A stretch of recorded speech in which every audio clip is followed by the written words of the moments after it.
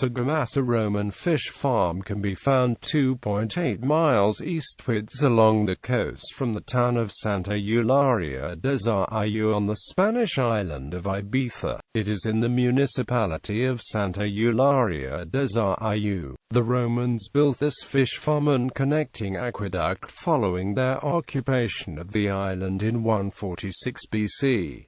History and location. The Romans arrived to occupy the island of Ibiza after defeating and destroying Carthaginian Empire in 146 BC. The island was granted confederate status within the Roman Empire and was known as Ibiza.It.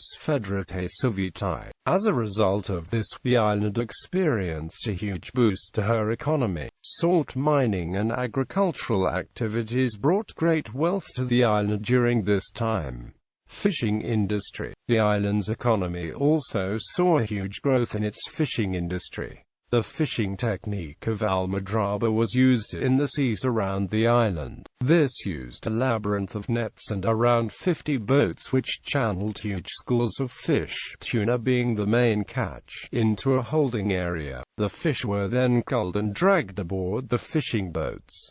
However, these catches were so bountiful that not all the fish were killed. Some of the fish were kept alive in aquatic enclosures. There was just this sort of Roman facility, along with a fish processing plant, built at Sagamasa. The aqueduct, leading to the processing plant on the coast. The Romans constructed an aqueduct to carry fresh clean water from a nearby stream to the processing plant. Part of this aqueduct can still be seen today. The conduit is built from large limestone slabs with a channel carved into the top surface. Unfortunately, it is rather neglected these days, but a 425-meter run of it can still be seen as it runs down to the coast alongside a modern hotel complex. Production. When the fish surplus was brought to Sagamasa, it was dealt with in two ways. The fish was filleted and then dried and salted. This product was called salazon.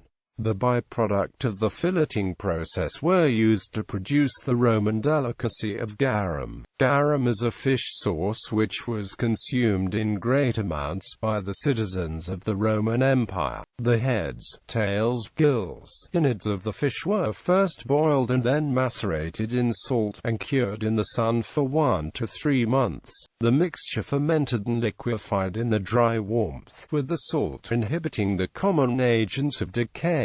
Garum was the clear liquid that formed on the top, drawn off by means of a fine strainer inserted into the fermenting vessel. The sediment sludge that remained was a lek. Concentrated decoctions of aromatic herbs might be added. Flavors would vary according to the locale, with ingredients sometimes from in-house gardens.